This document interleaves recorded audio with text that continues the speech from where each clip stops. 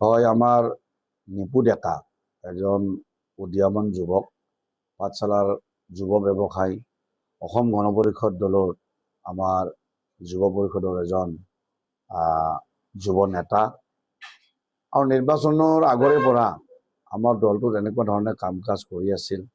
বিশেষকৈ মোৰ লগত ইমান ওতঃপ্ৰোতভাৱে লাগি আছিল। নিৰ্বাচনৰ সময়তো বহু কৰ্মতৎপৰতাৰে আমাৰ নিৰ্বাচনী প্ৰক্ৰিয়াক আগবঢ়াই নিয়াৰ কাৰণে বহুত যুদ্ধমদায়ীভাৱে কাম কৰি আছিল। কিন্তু নিৰ্বাচনৰ 4 দিনমান আগত গুৱাহাটীলৈ যাওঁতে এটা দুৰ্ঘটনাত পতিত হ'ল আৰু তাৰপিছতে গুৱাহাটী GNRCত চিকিৎসাধীন হৈ আছিল। আৰু তাৰপিছত আমি আলোচনা কৰি ডক্টৰৰ লগত GMCলৈ আমি তাক ট্ৰেন্সফাৰ কৰিছিলোঁ। মূৰত আঘাত পাইছিল, কলাপছ হৈছিল, কেইবাঠাইতো ব্লাড জমা হৈছিল আৰু ডক্টৰে কৈছিল যে এইটো কিছু সময় ট্ৰিটমেণ্ট কৰিব লাগিব, মেডিচিনৰ দ্বাৰা এইটো ঠিক হৈ যাব। আমিও আশা কৰিছিলোঁ সকলোৱে। তেওঁৰ দুৰ্ঘটনাৰ খবৰ পাই সমগ্ৰ বজালীৰ ৰাইজ ম্ৰিয়মান হৈ পৰিছিল। আমাৰ মোটামুটি নিৰ্বাচনী প্ৰচাৰ এক প্ৰকাৰ স্তম্ভিত হোৱা যেন এটা পৰিৱেশ সৃষ্টি হৈছিল। আৰু ল'ৰাজন বৰ উদ্যমী ল'ৰা আছিল। আমি সকলোৱে আশা কৰিছিলোঁ, মা কামাখ্যাৰ চৰণত প্ৰাৰ্থনা জনাইছিলোঁ, নিপুৱে ভাল হ'ব, কিছু টাইম লাগিব আৰু আমাৰ মাজলৈ পুনৰ সুস্থ হৈ ঘূৰি আহিব। কিন্তু সেয়া নিয়তিয়ে নামানিলে। আজি কেইবাদিন আগত GMCতে যিটো কাৰণত এক্সিডেণ্ট যিবিলাক হৈ গ'ল তাৰ কাৰণে তেওঁৰ মৃত্যু নহ'ল। এটা নোহোৱা নোপোজা বেমাৰ তাত সৃষ্টি হ'ল, চিজাৰ আহিল, 3বাৰকৈ চিজাৰ আহিছিল আৰু এই চিজাৰতে নিপুৱে অকালতে প্ৰাণ হেৰুৱাব লগা হৈছিল।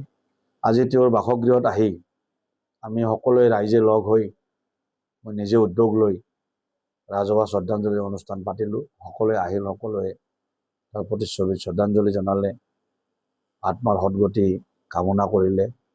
তেনেকুৱা এজন যুৱ ব্যৱসায়ী, যুৱ নেতাক, সমাজকৰ্মী হেৰুৱাই এই আমাৰ বামুণকুচি গাঁওবাসী, ডেকাপাৰা গাঁওবাসী ম্ৰিয়মান হৈ পৰিছে আৰু আমিও নিজে শোকত ম্ৰিয়মান হৈ পৰিছোঁ।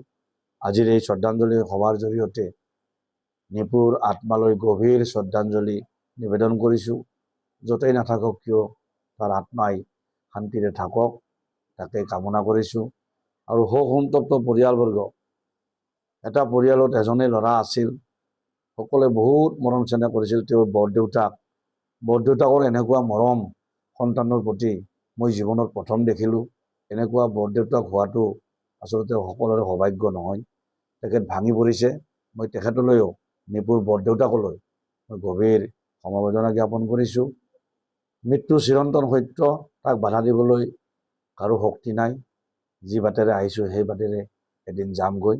গতিকে এই কথাই উপলব্ধি কৰি নিপুৰ আত্মাৰ প্ৰতি আজি এই শোক সভাৰ জৰিয়তে, এই ৰাজহুৱা শ্ৰদ্ধাঞ্জলি অনুষ্ঠানৰ জৰিয়তে আমি গভীৰ শ্ৰদ্ধাঞ্জলি জনালোঁ।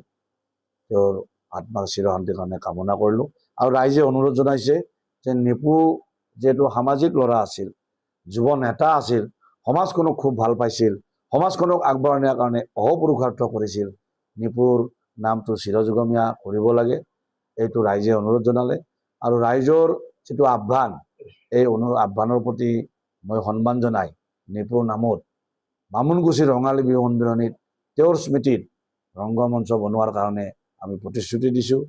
তেওঁৰ নামত এটা প্ৰতিমূৰ্তি সেই ৰংগমঞ্চৰ ওচৰতে বনোৱা হ'ব।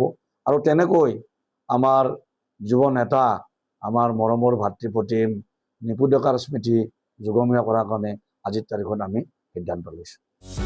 যিকোনো খবৰৰ বাবে যোগাযোগ কৰক আমাৰ এই নম্বৰত 9181 307 2221।